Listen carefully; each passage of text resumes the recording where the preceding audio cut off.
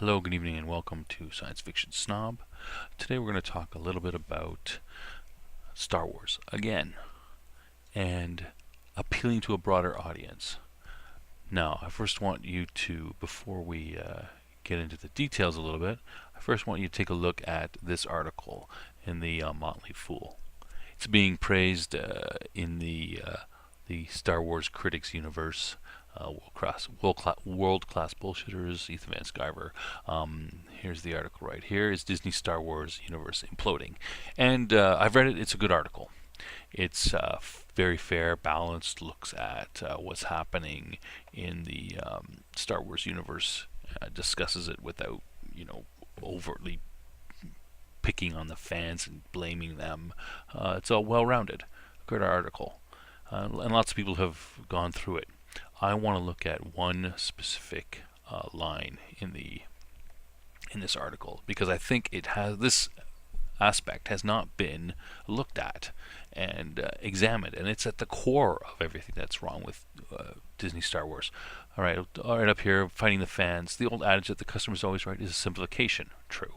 But at the very least, it's probably not a good idea to take a hostile stance towards some of your biggest fans. Especially true when series enthusiasts have played such a big role in sustaining the property's cultural cachet over the last 40 years. Yes, definitely. Let's skip down here 2 paragraphs. It seems Disney proceeded with the expectation that core Star Wars audience would show up for its new movies no matter what. That's never something you should assume.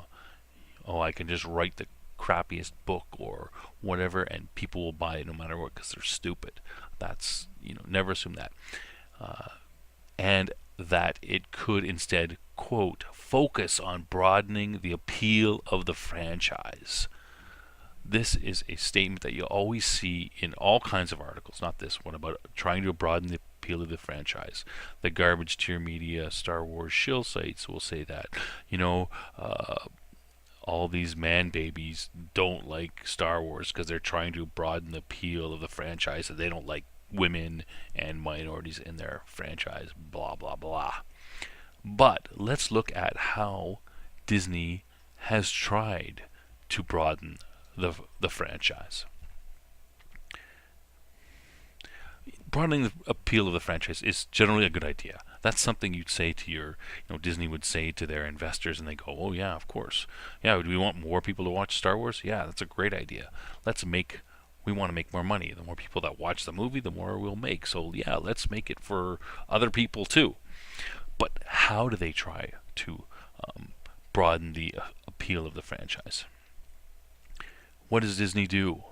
They're starting They're making The Force Awakens. They're making The Last Jedi. We want to broaden the appeal of the franchise. How do we get more people into it? You know what? Star Wars is kind of appeals mainly to men and boys, and that's true. My wife I mentioned in another story my wife about going to see Star Wars when it first came out in theaters when she was 7. Well, it wasn't her idea to go see it. Her older brother, who had been like 9, 10 at the time, he wanted to see it. He insisted, let's go see it, and bugged her parents, and she got dragged along. Did she like it when she watched it? Sure. But did she like it as much as her brother? No. Did she have that big drive to see it in the first place? No, because it appeals to men and boys. And what's wrong with that? Why can't things appeal? Why do things have to appeal to everyone? Why can't they focus on certain audiences? If that's the way a property starts out, why shouldn't it focus on that audience? So, and I'll talk a bit about that in a second. How does Star Wars decide to appeal to broaden its audience, to appeal to women? So what do?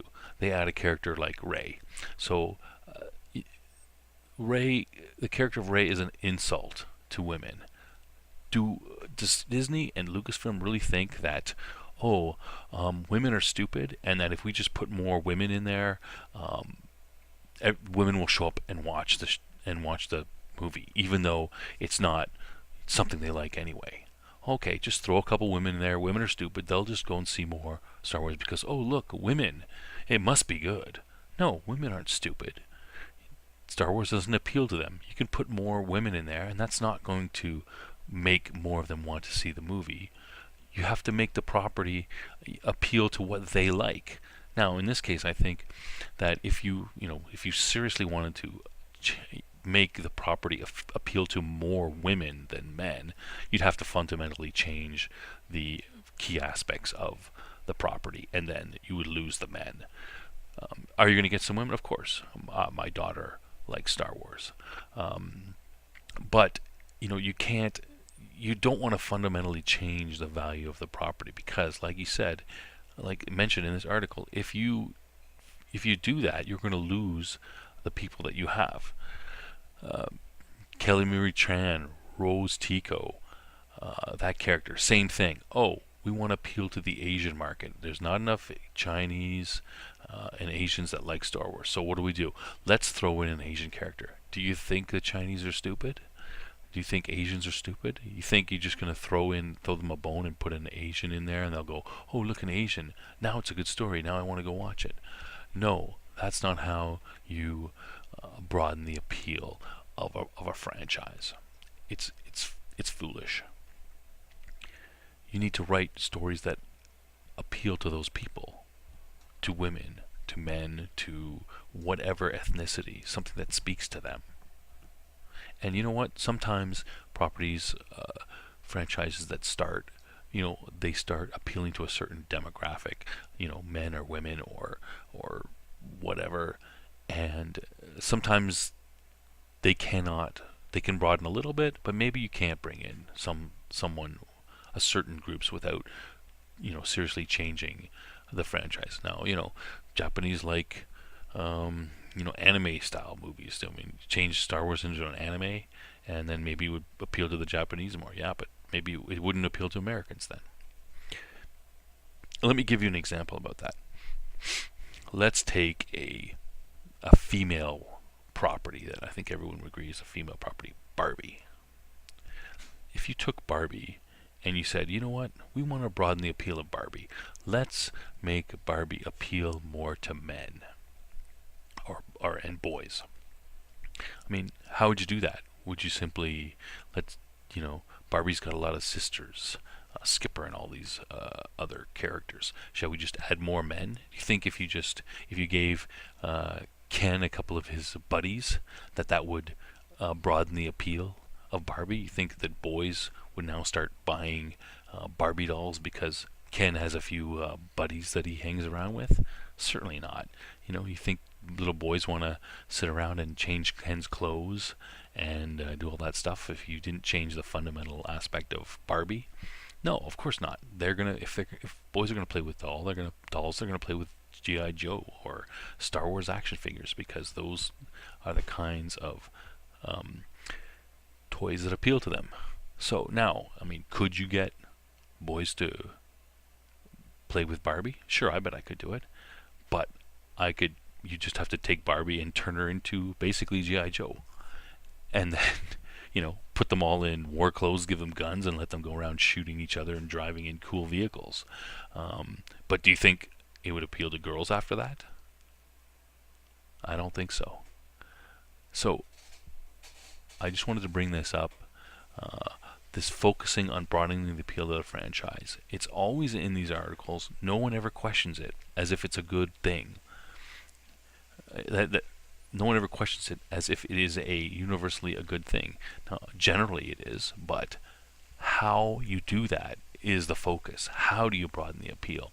And the way that Star Wars is attempting to broaden the appeal to women and minorities is an insult to those people, and it's not going to work. And if they keep doing it in this ham-fisted way, they're going to lose their core audience. Tell me what you think of this video. Add some stuff to the comments. Am I correct? How could you broaden the appeal of Star Wars without destroying it to others? I don't think generally you could. However, writing good stories always appeals to the largest amount of people. Write good stories and you'll get people to watch it no matter what. Thank you and have a good day.